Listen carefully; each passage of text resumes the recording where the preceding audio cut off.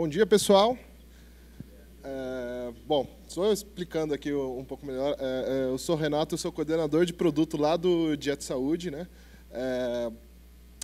O Adriano.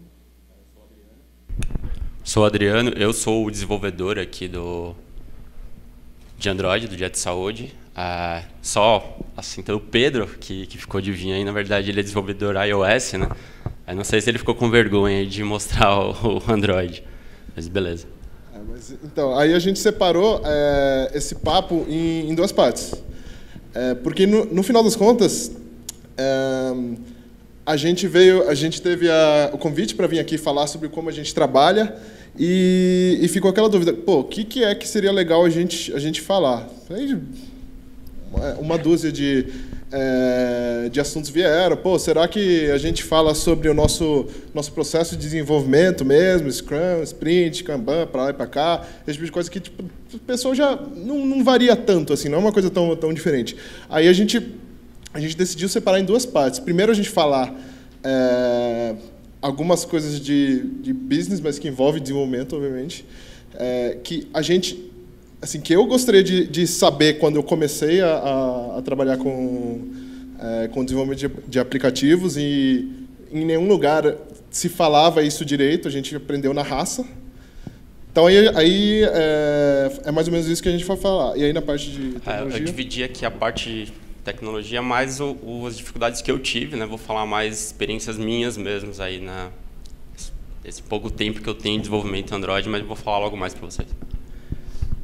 Só que antes eu vou explicar um pouco o que é o Dieta Saúde, o que é a empresa, falar, não vou ficar falando muito isso daí, mas precisa, né? Que, na verdade, o aplicativo é o Dieta Saúde. Quem aqui já ouviu falar? Algumas mãos aí. Pessoal tudo saudável, então não precisa, beleza, tá ótimo. Mas então, o aplicativo é o Dieta Saúde, o nome da empresa é o Grupo Minha Vida, que tem essas duas unidades de negócio, que é o Dieta Saúde mesmo, que, enfim, não só o aplicativo, já está no ar desde 2004, site, e a gente tem aplicativo desde 2010, Android, iOS, aí, outros aí para lá e para cá. Tem até Nokia Série 40, umas coisas de louco. Aí, e também tem o portal Minha Vida, né, que é portal de conteúdo de saúde e bem-estar. Aqui um retrospecto do grupo. E esse é o app que a gente tem hoje. Basicamente, vou explicar rapidão, tá? Nesse app você faz a contagem do que você se alimenta. A gente tem um banco de dados com vai bater 30 mil alimentos, que aí você vai marcando, comi pão de queijo com doce de leite, tem X pontos, e aí você tem uma recomendação diária de, por exemplo, 30 pontos, 40 pontos para comer. E a ideia, a brincadeira é você ir marcando tudo ali e você não estourar esses pontos, porque senão, né, vai acontecer o que aconteceu comigo. Bom, mais ou menos esse é o geralzão do app. Lógico que a gente tem mais coisas do que isso, né? Não é só essa brincadeira de contagem, a gente também tem suporte nutricional. Nosso escritório fica aqui do lado, na Joaquim Floriano. Aí tem meia dúzia eu não sei quantos mais tem, deve ter mais. Nutricionista lá, fazendo atendimento, fazendo reunião online, conversando com as pessoas no chat. Tudo isso daí a gente já vai estar colocando no aplicativo.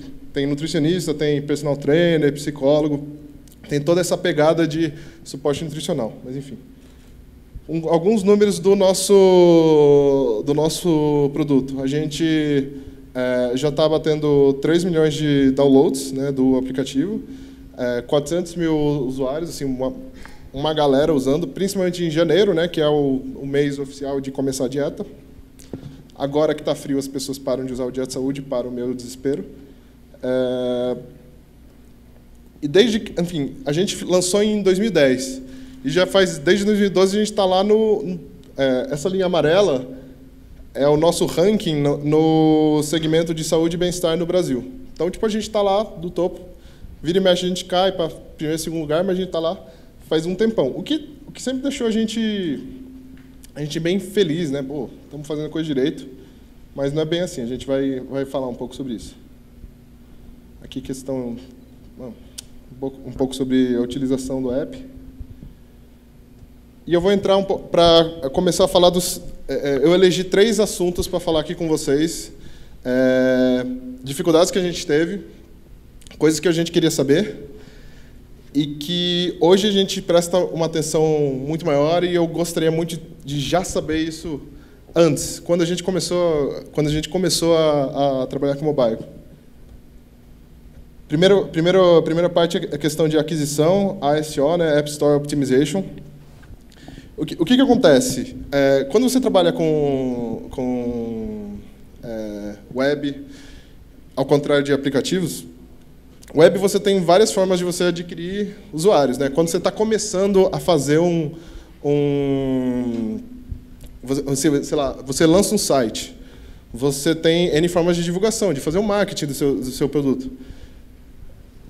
Para aplicativo é diferente, você tem um pouquinho diferente. Você só tem um modo de você adquirir um produto, são pelas lojas. Lógico, você tem outra loja para lá e para cá, você vê no caso do Android, você vê a Amazon, né, que tem uma loja de aplicativos específica, só que, sinceramente, ainda não chega aos pés do Google Play. Você tem iniciativas como, por exemplo, a Nokia, que faz um fork lá do Android e aí lança o tal do Nokia X, mas no final das contas, o único modo confiável de você conseguir download, você conseguir um usuário, é pelo Google Play, né? O único modo que realmente importa. E o que a gente achava no começo? A gente achava assim, pô, vocês viram lá aquele gráfico antes? Opa, esse aqui. Que a gente estava lá no topo. Ranking geral do Jet Saúde, estava lá, pô, somos o O do Borogodó, né? Porque a gente está lá em primeiro lugar do ranking Saúde e Bem-Estar, pronto, não precisa mais melhorar. Chegamos ao topo, não dá para ser maior do que o primeiro lugar. O que não é bem assim. Por quê? Aquisição. Porque, no final das contas, a loja o Google Play é um mecanismo de busca mesmo de aplicativos. Uma parte dos downloads que você vai conseguir, com certeza, vai ser pessoas procurando quais são os aplicativos que estão no topo em cada uma das categorias. Mas também existe um ponto em que a grande maioria dos desenvolvedores até hoje ignoram ou não prestam tanta atenção quanto deveria, que é você otimizar otimizar a busca, né? Fazer o App Store Optimization, né? O tal do ASO aí que eu coloquei. Que é, basicamente, facilitar com que as pessoas, buscando resolver problemas, que elas encontrem o seu aplicativo. No final das contas, não faz sentido você colocar o nome do aplicativo Jet Saúde. O Jet Saúde tem um ponto aí interessante, porque ele já tem um nome muito bom. Já tem dieta no nome, já tem saúde no nome. Ele não chama, por exemplo, digamos, Facebook ou alguma coisa assim, tipo, ou Google, que não significa nada diretamente. A gente já teve esse head start. Mas, de qualquer forma, é otimizar como você se apresenta na loja de aplicativos para você, de fato, conseguir acesso. Está tendo um crescimento, hoje, de ferramentas que te ajudam a fazer esse tracking de como que você está indo em termos de posicionamento nas lojas. Coloquei algumas aqui, que é o Sensor Tower. Tem uma empresa brasileira. Alguém aqui já ouviu falar da Eizo? Não? O Ale já ouviu falar, né? É isso aí. Mas é uma empresa brasileira aqui de São Paulo, sensacional, que eles estão fazendo um trabalho muito bom nisso daí também. O EPN, que é uma das principais ferramentas de acompanhamento de métricas de aplicativos, está entrando nessa área agora. Está todo mundo começando a perceber que isso daí é uma coisa que é importante. E até então, só que é assim, eu acredito que a gente teve essa percepção no momento certo, porque está começando a ficar popular hoje. Agora no começo de 2014.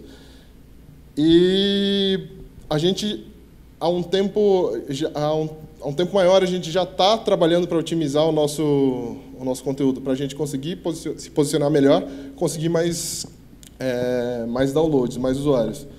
Isso faz com que...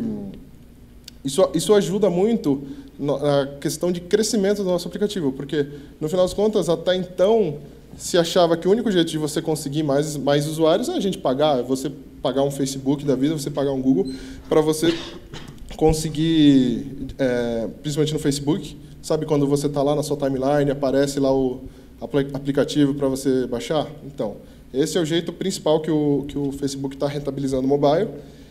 E todo mundo achava que o único jeito de conseguir mais download é pagar lá para o Facebook para aparecer na timeline da galera que você quer, e aí você conseguir downloads. Não é bem assim, a gente tem mais outras opções. Então, para falar de aquisição, se eu soubesse a relevância de App Store Optimization há um tempo atrás, putz, a minha vida ia ser muito mais fácil. Foi por isso que um dos pontos que a gente quebrou cabeça, que a gente não prestou atenção, um dos pontos que eu resolvi falar aqui é esse. Outro ponto interessante é a questão das notas e reviews. Como fazer gestão disso daí no Google Play? Eu não sei se vocês sabem, né? Tipo, a única loja, né, das relevâncias, né, iOS, Apple Store e Google Play, na Apple Store você não pode responder comentário, no Google Play você pode. Meu Deus, cara, isso faz uma diferença sensacional. A gente vê cada comentário assim crítico na loja, na App Store, e a gente fica de mãos atadas, porque a gente não sabe quem é aquele cara que comentou lá, tem um nome X lá que só a Apple sabe quem que é esse cara. A gente não consegue responder, a gente não consegue fazer praticamente nada para atender essa pessoa. E no Google Play você pode. Pelo amor de Deus, a gente já mudou muito o nosso roadmap, o nosso backlog, com base nesse tipo de informação. Durante um tempo a gente não prestava atenção tanto nos comentários do Google Play, porque a gente... Ainda mais quando a gente sobe algum update do aplicativo, todos os comentários a gente sempre presta muita atenção. Já teve correções de bugs que a gente deixou passar assim, que ninguém conseguiu pegar. Deu alguma zica aí, né? Vamos corrigir esse aplicativo. Então, pra gente está sendo, tipo, virou rotina mesmo a gente olhar todos os comentários que fazem do app todos os dias, principalmente quando tem update. Com toda certeza. E uma coisa que é muito interessante para isso é que, ao contrário da Apple Store, no Google Play você consegue fazer, quando você faz um deploy, né, já é instantâneo. Quer dizer, demora umas 2 horas para atualizar o app na loja, mas é praticamente instantâneo. Então, nosso tempo de resposta para qualquer problema é baixíssimo no Google Play. No iOS não, né? Você tem que pagar.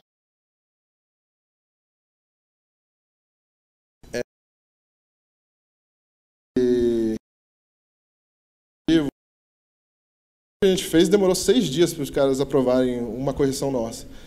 Foram 6 dias das pessoas reclamando porque a gente acabou lançando com um bugzinho menor.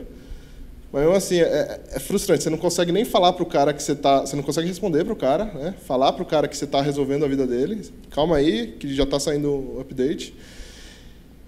E mesmo se você falasse isso daí, pode demorar até o quê? 1 semana para você conseguir ajudar a vida do cara. É muito ruim. Tem uma coisa que quem trabalha com mobile, muita gente recomenda, né, você fazer o pedido proativo do review. Sabe quando você está usando o aplicativo, e aí depois de tantas vezes que você abriu o app, aparece lá, está curtindo, tananana, deu uma, sabe, sim, deu uma nota para a gente. Aí você tem essa resposta, sim, não agora e não. Sabe esse esquema? Todo mundo fala para você fazer isso daí no app. A gente fez isso daí, não resolveu a nossa vida. Porque isso daí é a receita de bolo. No começo, quando a gente implementou isso daí, no começo, quando foi desenvolvido esse componentezinho que a gente colocou no app, até podia funcionar. Só que hoje, quando vocês estão utilizando seus aplicativos e vocês recebem esse pedido, quem aí fica com vontade de dar um review? Pouquíssima gente. É um saco isso daí. Porque você vê que todo santo aplicativo tem o mesmo texto, tem vezes que o cara só troca o nome do aplicativo. Isso daí é um outro aprendizado que a gente demorou para ter. Era um pensamento mais ou menos assim, pô, precisamos pedir nota do aplicativo. Colocamos esse componente, check, pronto, não precisa se preocupar com isso. O que não é bem por esse lado. O que a gente fez? A gente foi atrás, esse componente que eu estou falando, esse App Iterator aí, que é o que todo mundo usa. Mas aí a gente foi ver, não é bem assim. Quem que consegue fazer alguma coisa melhor? A gente foi atrás de aplicativo, a gente foi ver como é que o Waze trabalha nisso daí, os aplicativos com as principais notas, e a gente modificou, né? A gente foi fazendo teste, foi mudando o texto, foi fazendo uma comunicação cada vez mais efetiva e chegou a gente está num sweet spot aí numa curva ascendente da nossa nota. Então, tipo, não foi uma questão só de colocar a ferramenta padrão, foi questão mesmo de parar e pensar no trabalho. É legal, né? Porque o nosso pedido de nota hoje, a gente chega e fala lá para o cara, pô, nós amamos você. Se você gosta da gente também, dê uma nota para a gente, etc. e tal. Aí a gente percebeu que a gente começou a subir, e esses dias a gente teve até esse comentário lá na loja. Foi legal demais. Você chegar de manhã e ver isso daí, a pessoa dá 5 estrelas para o seu app, e fala, pô, o app disse que me ama. Ah, fez meu dia. Cuidar da nota do aplicativo é uma coisa muito importante, como a Adriana mesmo falou, que todo dia a gente chega e olha isso daí, é uma das práticas que a gente tem na nossa equipe, e aí outra pessoa dá uma nota 5 estrelas hoje, vale a mesma coisa, tem o mesmo peso essa nota, não tem um fator aí que leva em consideração, não, aquela lá é uma release antiga, não tem problema que ele dê uma nota 1 estrela. Então, cada momento em que você faz um deploy, você recebe uma nota negativa, é uma coisa que demora demais para você recuperar. Na história do Dia de Saúde, putz, eu devia ter colocado esse gráfico, mas enfim. Na história do Dia de Saúde, tem um gráfico lá com a evolução da nossa nota. É sempre assim, a gente está lá subindo, aí chega, tem uma queda. Aí a gente começa passo de formiguinha de novo. Se você for ver, todas as vezes que teve essa queda, foi questão de deploy que a gente fez, em que a gente teve um tempo de resposta muito grande. Por exemplo, a gente lançou uma coisa que ferrou todo o nosso servidor, a aplicação caiu, ficou 4 dias fora do ar. Nisso daí, a gente saiu de uma nota de 4.0 para 3.8. Isso em questão de 4 dias. Para a gente recuperar isso daí, demorou 3 meses, alguma coisa assim. 3 meses aí fazendo teste, tentando reverter as notas das pessoas que deram 1 estrela para a gente, o que é muito difícil, o que normalmente não acontece. Mas isso para dizer que, no final das contas, são duas coisas que eu gostaria de saber antes, gostaria de ter entendido a devida proporção, né, a devida prioridade antes, e aprendi só depois. Um é essa questão a gente ter o sweet spot de como pedir a nota, né, para os nossos usuários. Isso daí a gente demorou bastante, a gente já poderia estar numa posição muito melhor hoje em dia do que a gente está, mas eu não estou reclamando, que a gente está bem. E outra coisa é a gente já prestar atenção desse modo quase obsessivo na nota, né? Para não deixar passar batido esses problemas de implementação, esses bugs que acontecem. É muito mais provável que você vá ouvir lá na loja de qualquer problema que você tem com o app do que você pegar com um teste interno, dependendo do problema que você tem. Então é isso daí, em termos de notas e reviews. Aí eu vou só falar de mais uma outra coisa, que eu também queria saber antes, para dar as devidas prioridades. É a questão de... Antes, eu falei aí de questão de ranking, né, do app na loja, até mais falei de nota, falei de aquisição no começo, mas no final das contas, e você tem N ferramentas para medir isso daí. Você também tem N ferramentas para medir as estatísticas padrão do seu produto. Por exemplo, Flurry, Distimo, AppN, aí um que eu acho legal pra caramba, que é no app, né, que é o Analytics. Aí você tem o tracking via Crashlytics, Critterseed, tem um monte, tem uma sopa de letrinhas aí. Crashlytics também virou uma outra ferramenta, que é, depois do comentário, a gente vai olhar o Crashlytics, né, para ver se teve bugs relativos, aí, tipo, que teve vários bugs acontecendo sobre uma atualização que a gente fez. É primordial, a gente sobe e mal subiu já está lá, tipo, dando F5 já no Crashlytics para ver se pelo menos se pega algum bug, alguma coisa que não foi conhecido e que acabou passando. E muitas correções vêm em cima disso daí. A gente separa, às vezes sexta-feira, só para corrigir ou fazer débito técnico, né? Então, o Crashlytics é uma ferramenta excelente, aí ajuda a gente bastante a corrigir e a sempre melhorar o app. Pode crer, pode crer. Sexta-feira do débito técnico. Mas, enfim, falando assim em o que e como medir, durante muito tempo eu hoje penso que a gente media a coisa errada. A gente pensava, pô, estamos em primeiro lugar, tá tendo download pra caramba, assim, né? A gente acha que tá tudo bem. Só para qualquer produto, se você for ver a aba padrão que vem no Google Play Developer Console, é a de instalações diárias do seu aplicativo. Que ela não é a mais importante. No final das contas, o que hoje eu vejo muito mais quando eu abro lá o Developer Console lá do Google Play, é a base instalada que a gente tem. Não importa tanto quanto de download que você está trazendo, se você não consegue reter esse pessoal. Se você tem 4 milhões de downloads e aí, sei lá, quantos milhões já foram embora, não faz muita diferença você ter tido todos esses downloads. No final das contas, essas pessoas que desinstalaram, muito provavelmente nunca vão reinstalar o seu aplicativo. Então, hoje em dia a gente não usa ferramentas como Flurry, Distimo, AppN tão a fundo assim, quanto o Google Analytics, para a gente conseguir medir a nossa retenção, que é uma coisa que a gente usa uma ferramenta chamada gráfico de cohort, né? Cohort Graphic. Deixa eu só mostrar aqui como é que esse bicho, isso daqui é tudo com dado fictício, tá? Só do modelo que eu peguei na internet, né, que eu não posso ficar mostrando do Dia de Saúde aqui, mas é para mostrar mais ou menos o tipo de coisa que importa para a gente. A gente marca para cada novo usuário do Dia de Saúde, usuário do Dia de Saúde, a gente traqueia a informação via Google Analytics e a gente tem uma dimensão personalizada, que é o ID do usuário, né? Que aí a gente consegue...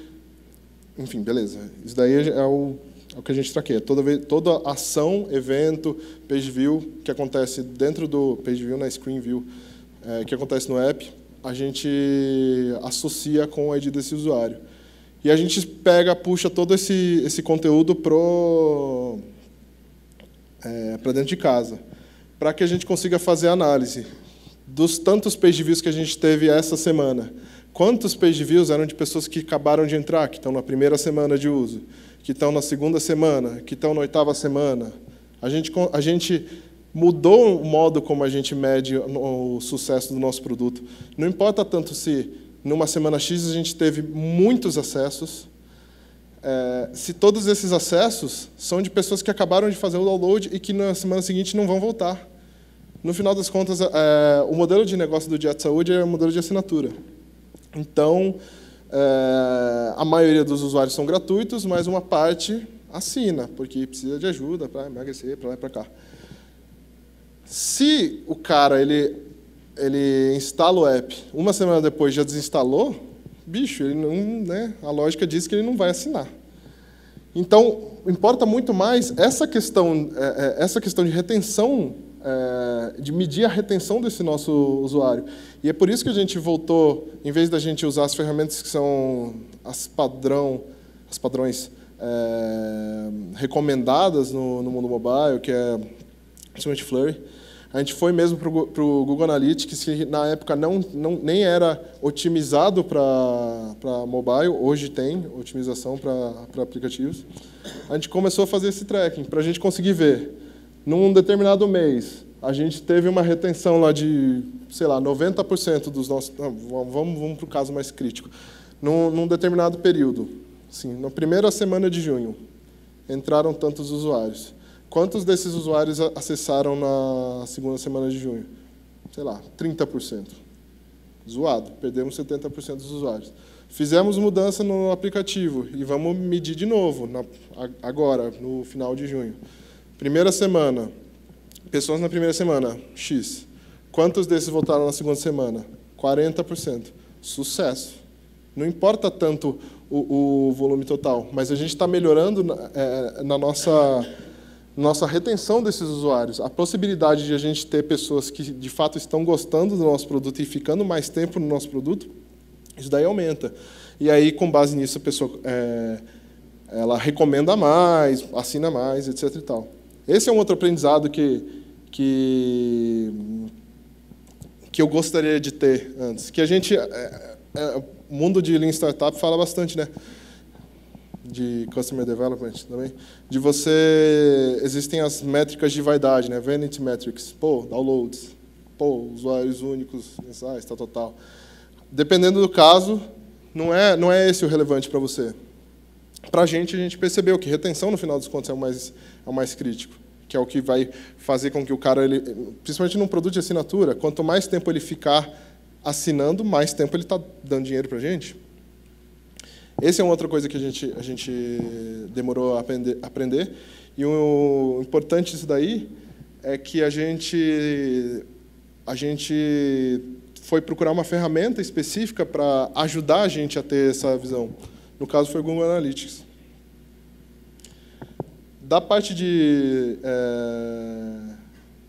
business, de coisas que a gente fez, que a gente aprendeu, tem N coisas mais que eu poderia falar.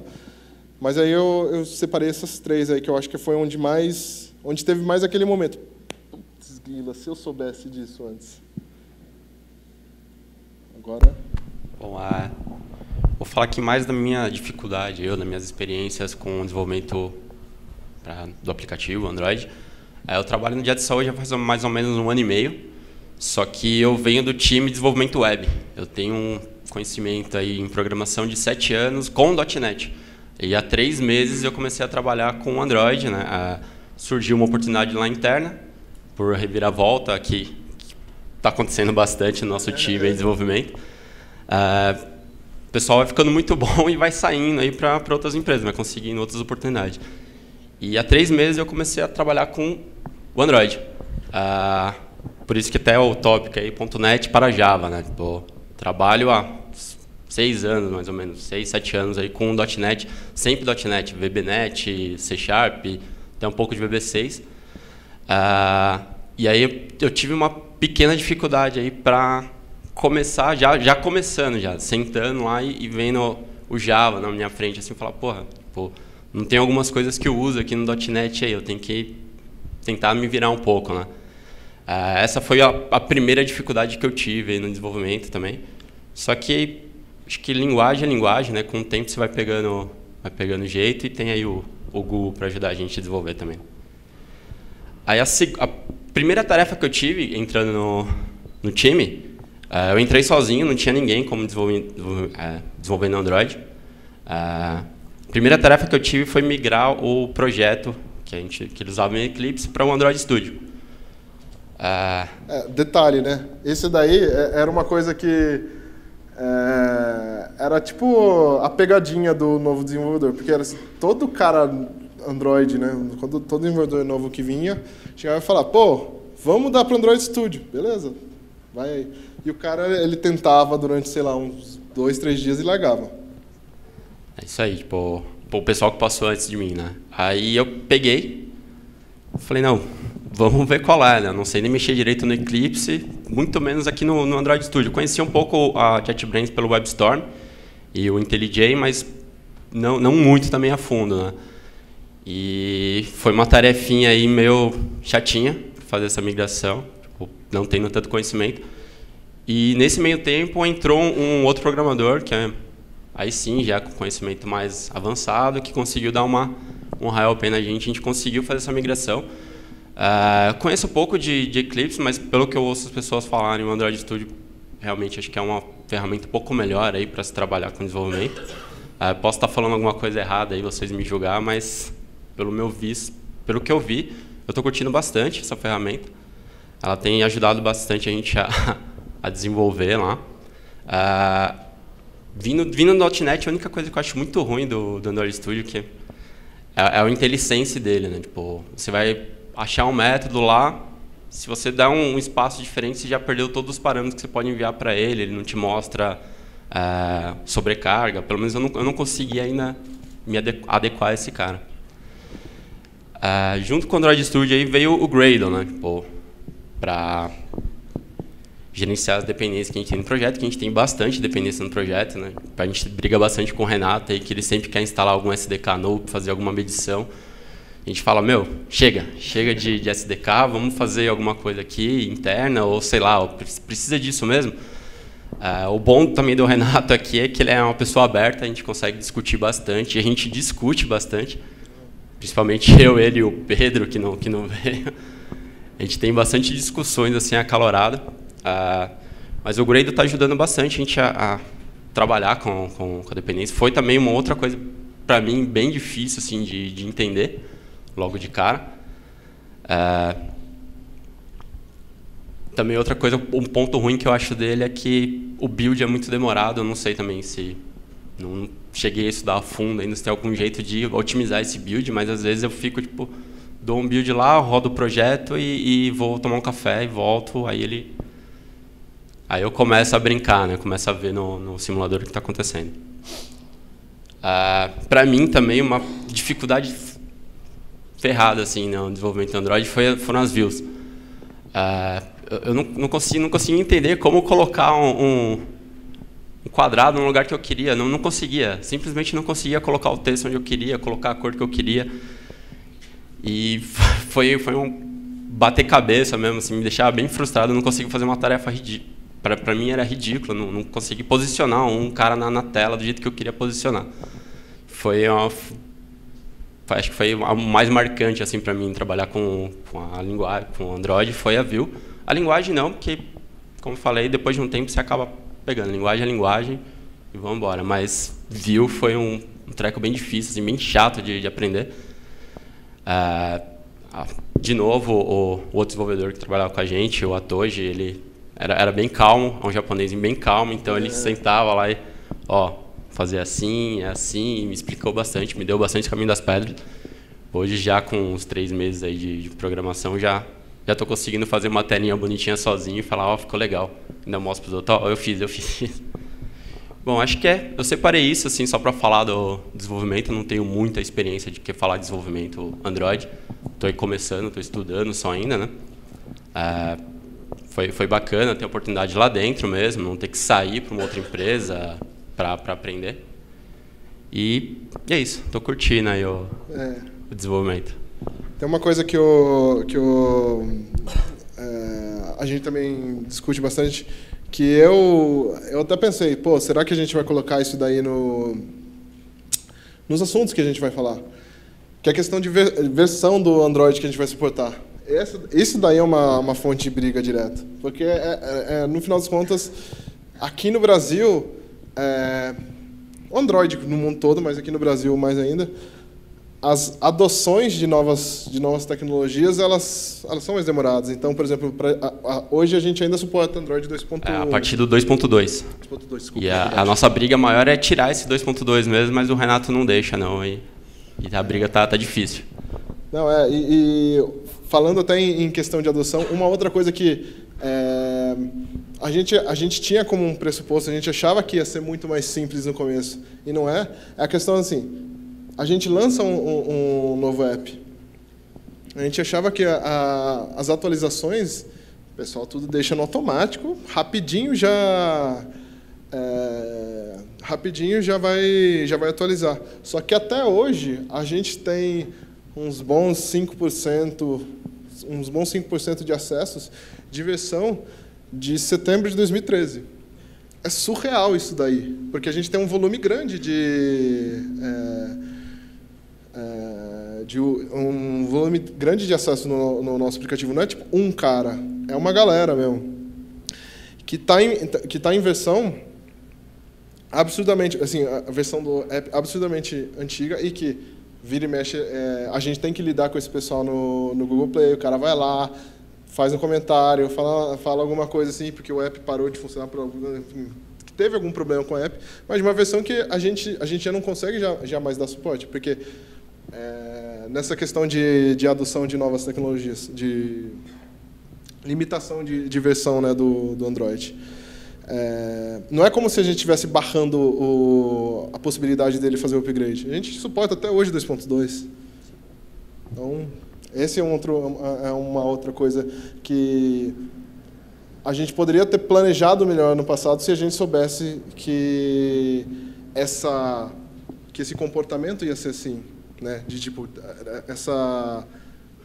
eu não vou nem dizer que é falta de velocidade, basicamente a recusa de alguns usuários de atualizar o aplicativo mesmo a gente tendo versão disponível para ele. E se você olhar essa versão de 2013 e 2014, tipo, são dois aplicativos diferentes, totalmente diferentes. Um não tem nada a ver com o outro mais. Nem parece o Jet Saúde, assim, você pegar e olhar eles, não parece mais. Tá lá e o pessoal usa e a gente tem que dar suporte. A gente fez uma mudança bem grande do aplicativo desde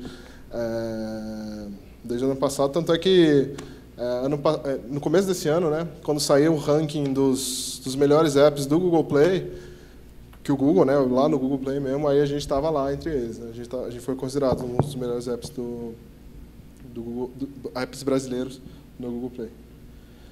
É mais ou menos isso que a gente queria falar. A gente meio que trouxe algumas coisas que a gente está sofrendo dificuldade, mais ou menos do dia a dia. Se vocês tiverem alguma pergunta, pelo amor de Deus, podem fazer para a gente, podem também falar direto com a gente, mandar e-mail aí, que a gente está aqui para conversar. Obrigado.